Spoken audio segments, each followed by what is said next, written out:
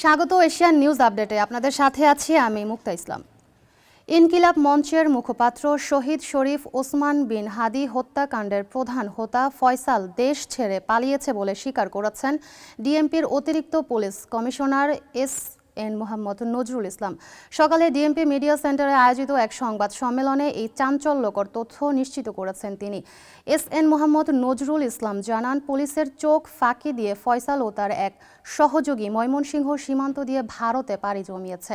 হত্যাকাণ্ডটি অত্যন্ত সুপরিকল্পিত ছিল উল্লেখ করে নজরুল ইসলাম বলেন, ডিএমপি এই মামলায় এখন পর্যন্ত 11 জনকে গ্রেপ্তার করেছে। গ্রেপ্তারকৃতদের মধ্যে 6 জন ইতোমধ্যে আদালতে স্বীকারোক্তিমূলক জবানবন্দি দিয়ে খুনের বিস্তারিত পরিকল্পনা, সোনা বা অন্য কোনো সম্পদ নয় বরং পূর্ব শত্রুতার জেরে এই হত্যার কথা স্বীকার করেছে।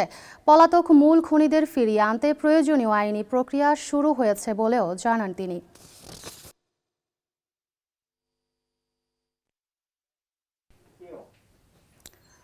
দেশের ২৬তম প্রধান বিচারপতি হিসেবে শপথ নিয়েছেন বিচারপতি জুবায়ের রহমান চৌধুরী। সকাল 10টা 30 বঙ্গভবনে আয়োজিত এক অনুষ্ঠানে রাষ্ট্রপতি মোহাম্মদ শাহাবুদ্দিন তাকে শপথ বাক্য পাঠ করান। শপথ অনুষ্ঠানে প্রধান উপদেষ্টা ডক্টর মোহাম্মদ ইউনুস উপস্থিত ছিলেন। গত 23 ডিসেম্বর রাষ্ট্রপতির আদেশক্রমে বিচারপতি জুবায়ের রহমান চৌধুরীকে প্রধান বিচারপতি হিসেবে নিয়োগ দিয়ে প্রজ্ঞাপন জারি করে আইন মন্ত্রণালয়।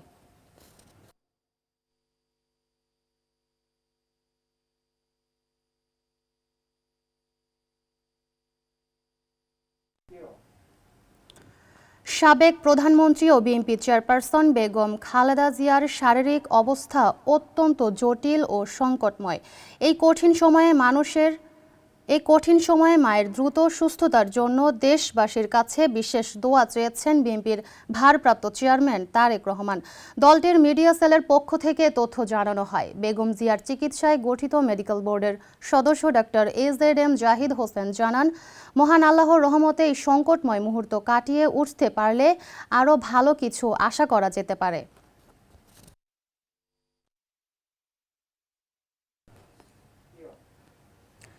ইনকিলাব মঞ্চের আহ্বায়ক ও মুখপাত্র শহীদ শরীফ ওসমান হাদির খুনিদের দ্রুত গ্রেপ্তার ও বিচারের দাবিতে আজ সারা দেশের বিভাগীয় শহরের সর্বান্তক অবরোধ কর্মসূচির ডাক দিয়েছে সংগঠনটি।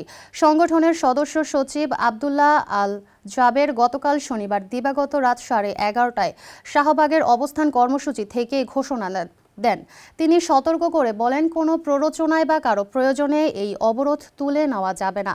জাবেরের দাবি, এই অবরোধ শুধু হাদি হত্যার বিচারের জন্য নয়, বরং এটি ভারতের কাছ থেকে বাংলাদেশকে মুক্ত করার অবরোধ।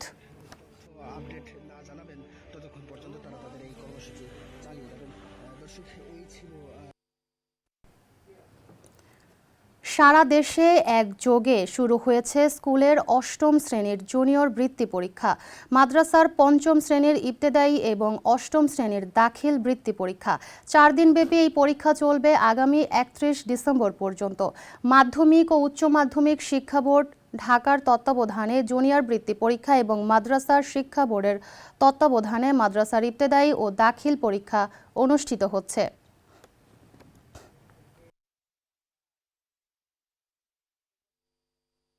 শেষ করব এশিয়ান নিউজ আপডেট। ধন্যবাদ এতক্ষণ আমাদের সাথে থাকার জন্য।